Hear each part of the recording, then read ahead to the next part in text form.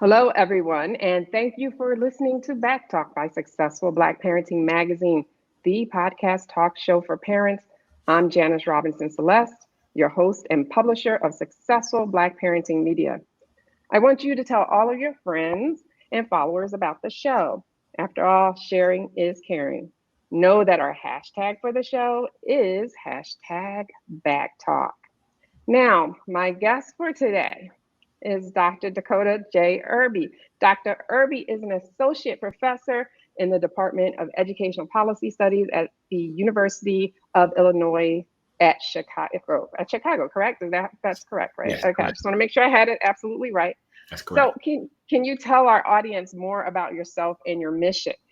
Yeah, great. Thank you first for inviting me Sure. onto the show.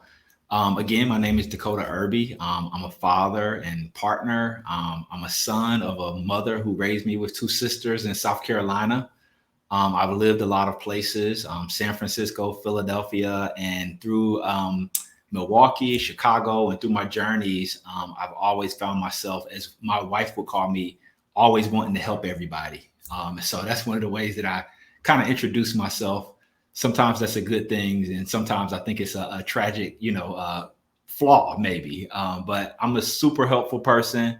I love young people, love children. I spent years in Philadelphia working with high schoolers in North Philadelphia. That's how I found my way into education. And now I'm blessed to be a father of a 6-year-old and a 9-year-old, raising them here on the south side of Chicago. And I'm very deeply engaged in community, from community gardens to working with my local park council. And so just very engaged parent, and very committed to making sure that my children understand that it takes a village and that they're part of a village. That's wonderful. Now, I'm from Philly too, and I also attended Temple University Oh, nice. Okay. long time ago, but Mhm. I did.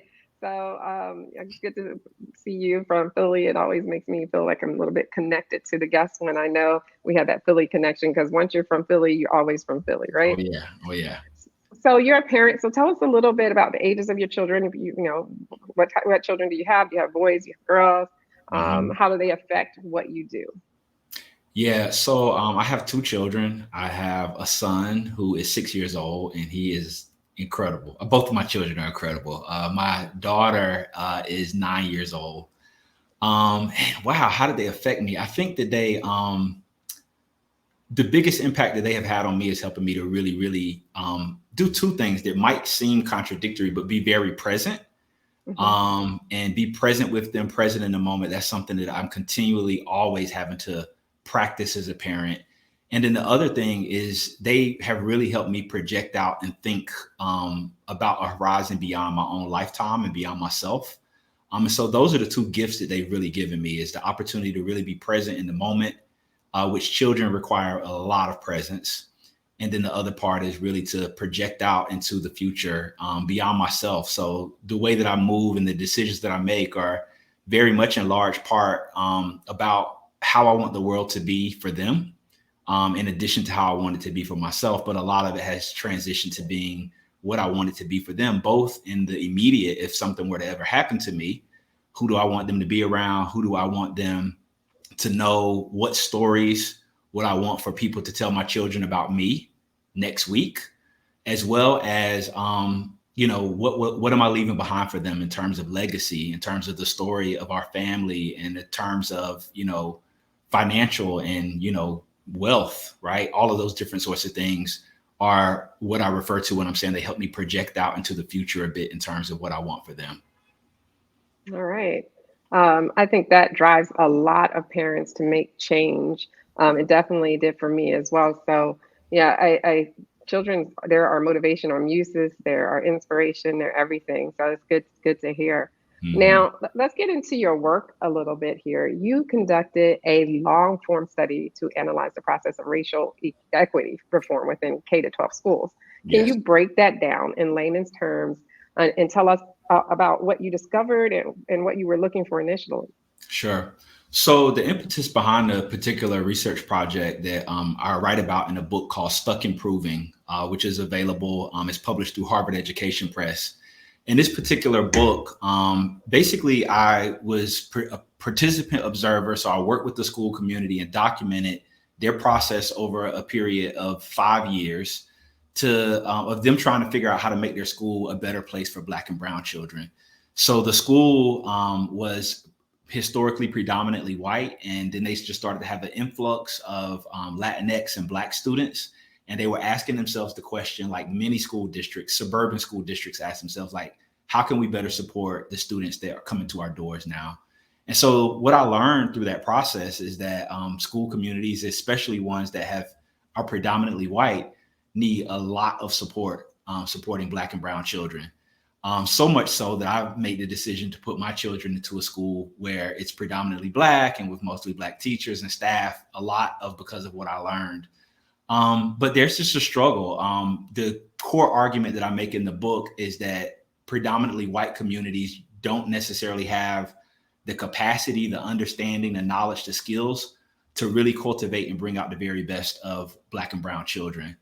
But it doesn't have to stay that way. And so the silver lining of the book is that despite the fact that I found that, I also discovered many kind of like jewels and breakthroughs that this school community was finding as they made the effort to actually improve the school community for Black and brown children. So in sum, I would say what I learned is that people are making an effort to serve our children. But despite their efforts, oftentimes they're not able to do what I know Black folks can do for our children. And as a consequence, education policymakers and leaders need to put much more emphasis on helping school communities to create the conditions to better serve our students. And for me personally, in the meanwhile, I argue and urge people to think about the trade-offs and some of the costs associated with having Black children in predominantly white school environments.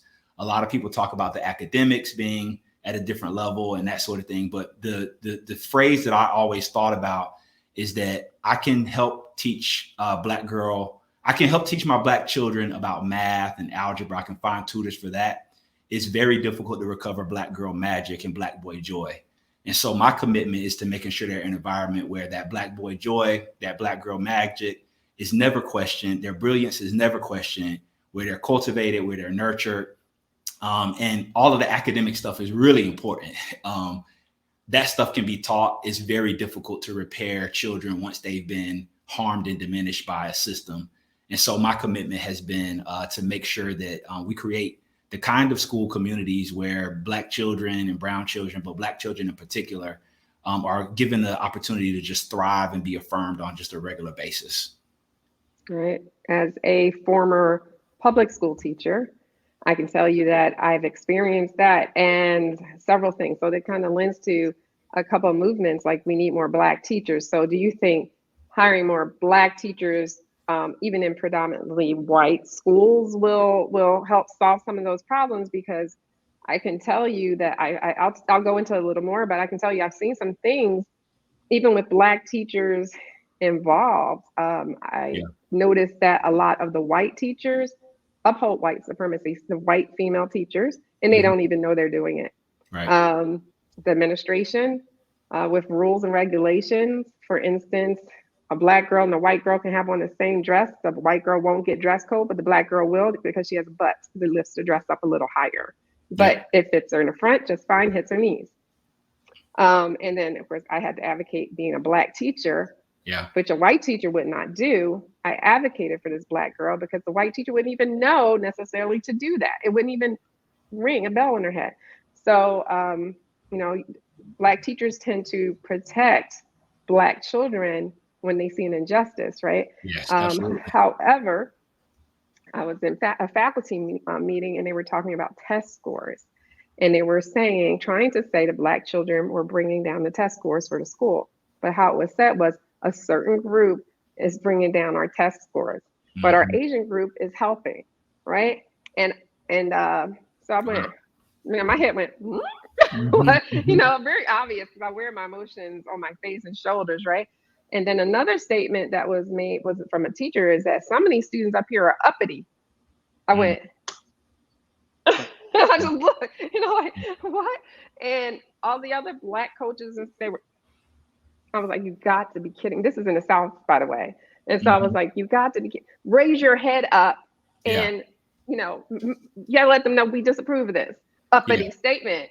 But these are the things that happen even when Black teachers are involved, a lot of times they'll stick their head in the sand for the sake of their job. So what do you have to say about some of those things that I just talked about? Yeah, absolutely. I've seen those things too, but and I've actually seen, some Black teachers and Black educators, do things that aren't fair, that are racist towards, Black children too, right? They adopt some of this kind of ideology and some of the thinking, the punitiveness, when I hear things like, bathroom breaks being a privilege, right? A privilege as opposed to those kind of things that That's my pet peeve. Sorry. I know it's a trip, but we see a lot of these things in, all different kinds of schools. But in the particular school where I conducted my research, the Black educators who came in were gifts. They were willing to speak up. And I should also mention that in this particular school, there were white folks in particular, who were making an intentional effort to attract a particular kind of Black person, a particular kind of Black educator that would, push them to get better, as you mentioned, to help them see things that they might not have seen before. So many of the people in this particular school community were really in kind of a learner stance, where they were open and willing and trying to learn. And so, so it can be rough in all different kinds of school communities. I mean, we live in a society that, devalues and, diminishes, Black children, which is why it's so important to have, not just Black educators, but educators who are committed to affirming and supporting and giving the right kind of academic press and the warm demanding that, our children need and deserve if they're going to be able to thrive. So I say Black educators are critically important, and Black educators who love Black children are what we really want. So I'm super committed to that. I'm actually the director of the Call Me Mr. Initiative at University of Illinois, Chicago. And the mission of Call Me Mr. Initiative is to increase the number of Black and Latinx males that go into elementary school teaching.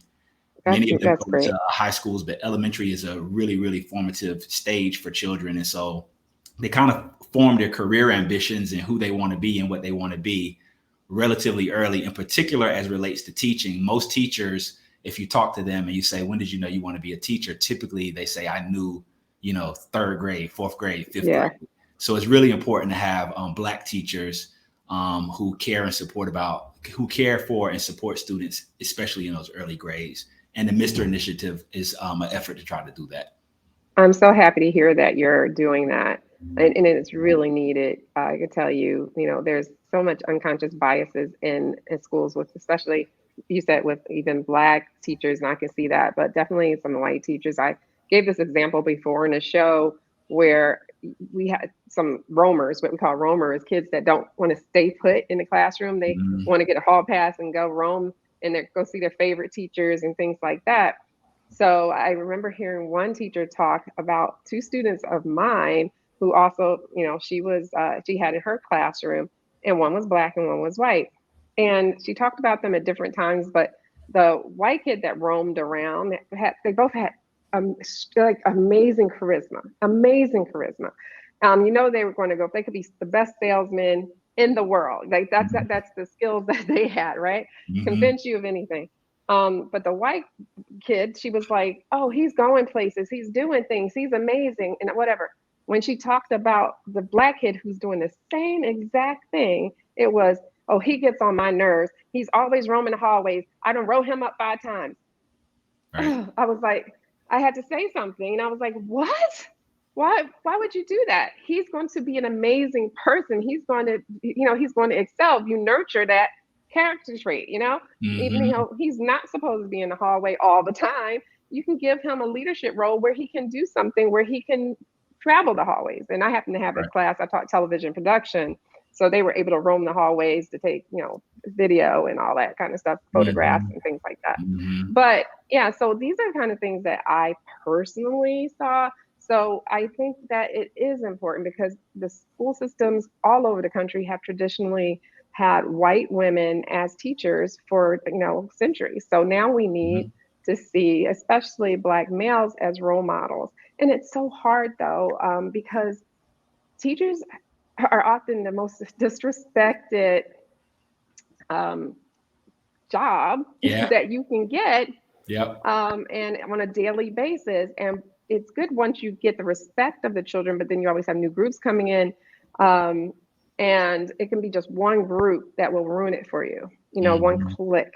Yeah. And I've had that where I had to actually leave the classroom and cry, call the dean to take my class because I was like, I can't, and they were Black kids, and I was like, I can't get through them. And it was killing me that I could not get through to them, that they had to be better than the rest, and it was killing me. And they were just the worst, I got to say, just acting the worst they possibly could act. And we had the same group with the teacher a Black teacher across the hall trying to break up a fight, and they snatched her wig off her head, and she quit that day because she Mm, was so disrespected. So mm, the pay isn't good. You right. have to be in it for the mission, and they're hard days. But then Yeah. there's also those groups that will make your day, or one student that will say something amazing that Hmm. you'll need for that day to hear to keep you going. Yeah. So it definitely is a difficult job. Yeah, it definitely is. And media and how teachers are portrayed in the media doesn't help. No.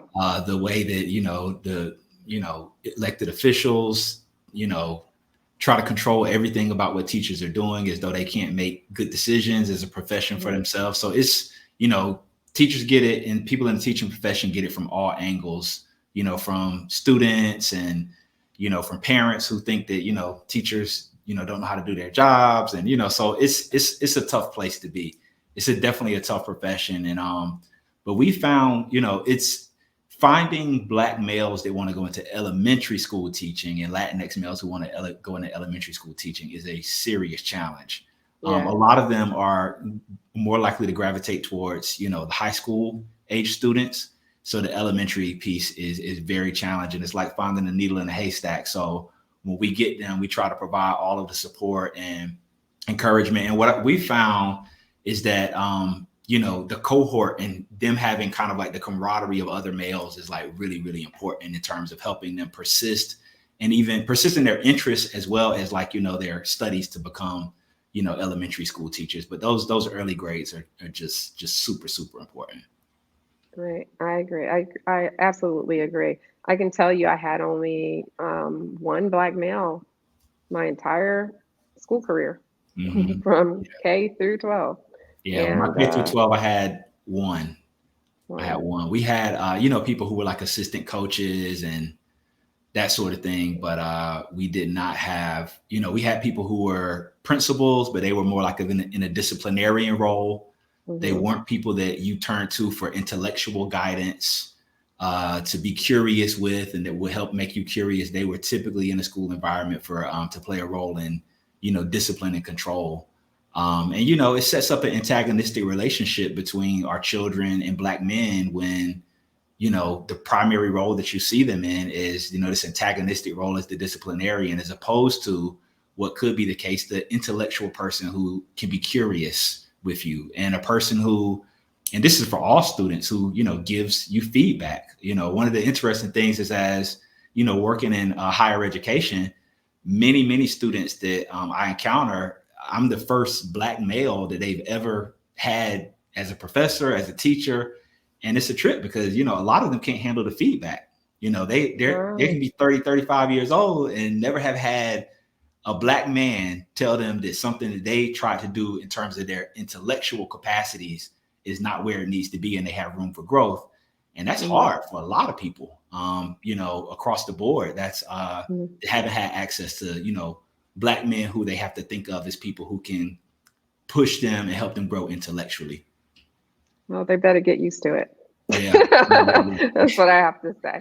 Um, so, what can our parents do to affect positive change in the school system? So I think one of the things that parents can do, is, I think, begin to be more interested, curious, and ask more questions about what is happening in terms of instruction. This is a big thing. So many times parents, one of the things that I'm always mindful of is that people engage the way they kind of know how to engage and what they know what to engage with. And so a lot of times what you see as parental engagement, parental involvement is like volunteering to like, do a fundraiser or maybe be a playground monitor or, helps the students get in and out of the car if you're like down in the South where they do the car drop-offs. Mm-hmm. So parents play those kind of roles. And the thing that I would encourage parents to do is to get much more curious and ask a lot more questions about what students are learning, not about their grades necessarily. Most parents use the grades, they use the report cards as an indicator that students are learning, but that's not always the case. The most important question that parents can ask their child is not how did you do or what grade did you get or how did you do on the test. The most important question, and the question that I ask my children every day when they come home, is what did you learn today that you didn't know yesterday? And if they can answer that question every day, that's good. If they can't, there's a problem. That's different than saying, how did you perform on the test? What were your grades?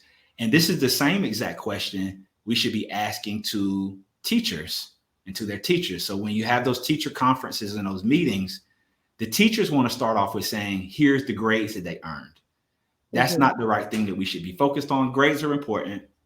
The more important thing that you should ask a teacher is, what did the students learn this quarter? Tell me that. And then ask your students, what are you learning? Figure out whether what they learned, what they were supposed to learn, and what your student says, your child says that they learned, if those things are coherent and they all align, now you're in good business. Part of the antagonistic relationship that gets set up is that we go in and parents will go in and as teachers too, start to use the grade as the entry point for the discussion. The grade should not be the entry point for the discussion. What students are learning and what they should have learned and what they should be learning should be the entry point for the discussion at all times. Well, I like that. I really do.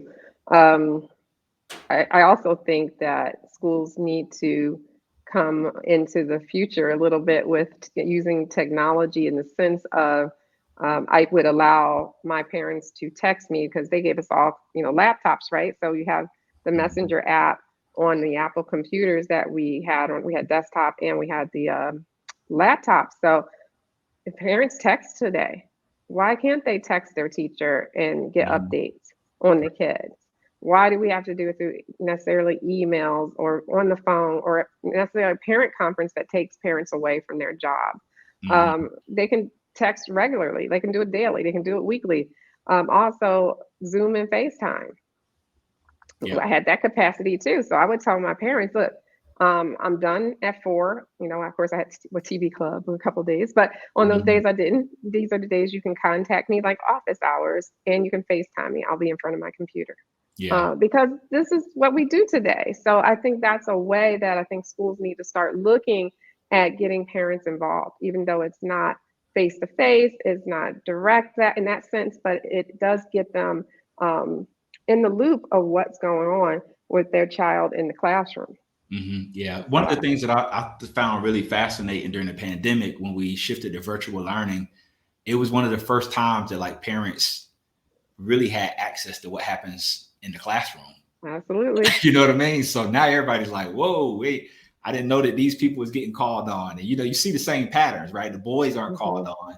You see who's engaged. You get to hear kind of like the teacher, how they're interacting with the students and that sort of thing. So I thought it was a good opportunity for parents to start to get a better sense of what happens in classrooms and that sort of thing. But I think that the biggest piece is, what are you learning? Tell me what you learned today. Explain this to me.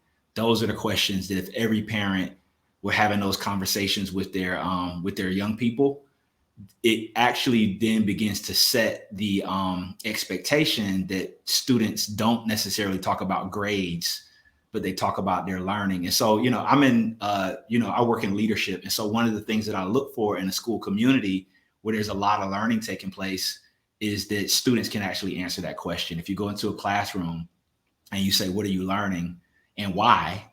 They can tell you, they can answer those 2 questions. And if things are working out the way they should, they can answer those when they're 5, 6 years old, 7 years old. Here's what I'm learning. Here's why it's important. And those are 2 things that we should be asking all the time. And Yeah. So I think that that's probably the most important thing, that if parents started to do that, they learn a lot about their children, as well as the kind of teaching and learning that's happening in their child's school. So you mean don't give up after your kid says, I don't know. Yeah. You No, no, got to right. push a little bit, right? Because they all say that at first. I They don't all say that at first. So know. it's an everyday thing, I mean, Mhm. it's always, I always ask my children too, how was school today? Tell me about what you learned. And then I often ask them, not every day, but a lot of times, how are people treating you? Is anybody being mean to Good. you? Are people being nice to you? Tell me about somebody Mhm. who's been nice to you. And is anybody being mean to you? And tell me who's being mean to you. And with children and young people, you got to ask direct, specific questions. If you leave it open ended, they're going to be like, oh, it's okay. How was school? Oh, it's okay. No, my thing is like, what did you learn? Tell me what you learned that you didn't know, a couple of days ago. Tell me how people are treating you. Are people nice to you? Give me an example. What's something that somebody nice did to you or did for you? What's something that you did for somebody else that was nice? Is anybody being mean to you? Tell me about that. And I ask my children those questions pretty much on a very regular basis. And I get a lot of good information from asking those questions, but they have to be specific. That is excellent. I really like that, and it opens up a conversation. So you're right, open-ended questions. So if you Mhm. guys you hear that, make sure you don't ask, "What did you do in school today?" Without like even elaborating on that. Don't be like, "Oh, okay, what did you learn today?" Even who did you sit next to at lunch today? Who's your favorite friend in school? Those are Mhm. all great questions. So I really love that you asked that. Now let's talk about your work a little bit in your books. You talked about design thinking and continuous improvement methods. Why are Mhm. they essential in rooting out problems? Yeah. So continuous improvement and design thinking is really, well, a lot of what I like to think of in terms of design thinking is about how do you design kind of learning opportunities with the kind of like user in the middle, right? And so it's Hmm. this idea of like, thinking about the person who is intended to benefit most. So it's almost like, if somebody's teaching or if you're a parent, instead of thinking about, I'm going to parent this way, I'm going to say these particular things, I'm going to, ask my child these particular questions. Instead, like similar to the example that I gave before, understanding that a 6 or 9 year old or even a teenager is going to be like, whatever, you have to put yourself in their situation and ask the questions in a kind of more pointed way that gives them the opportunity to elaborate. And so the idea of continuous improvement is it's an organizational kind of like improvement approach. And Hmm. basically it's just a process of, most people think of it as in the most basic sense, it's kind of like a plan, do, plan, act, and then kind of like revise. So you're always thinking about how do you get better at whatever it is you're doing. So you're asking questions, a lot of questions. I want to accomplish, goal A. I want, for example, I'll give a concrete example. I feel like I need to give a concrete example. So getting my children to do their chores or to do chores at all was quite a challenge. And so I designed a process for them where I gave them the materials, understanding children, I think, like to do things. They see adults do things, they like to do things if they're given the permission to. So I gave them dry erase. One day I came home with dry erase markers and a dry erase board. And I said, y'all know all of the things that need to be done in the house.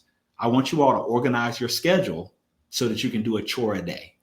And they did it. And I said, whatever the chores are, I'm gonna let you decide. Y'all get to decide. And so they gave themselves clean their bathroom, change the fish tank water the plants, take out the trash, and they kind of just organized it all by themselves. All I had to do was stand to the side.